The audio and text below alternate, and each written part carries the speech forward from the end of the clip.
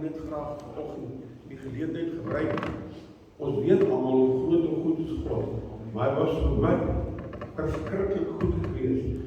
Is nou 'n jaar en 1 dag gelede, wat ek in 'n ongeluk in Majuba was, en ek glo, as ek my kan terugdink, moes ek nie hier gewees het nie. Maar die Here het besluit, Trompie moet nog leef. En ek wil net al die lof vir die Here bring. En ek wil net sê wat ek gedoen het. Toe ek in die ongeluk kom, sê ek net, Here help. En hier staan dit in Psalm 50 vers 15. Roep my aan in die dag van benoudheid, en ek sal jou uithelp, en jy moet my keer. En ek doen dit met oorgawe, ek dank die Here.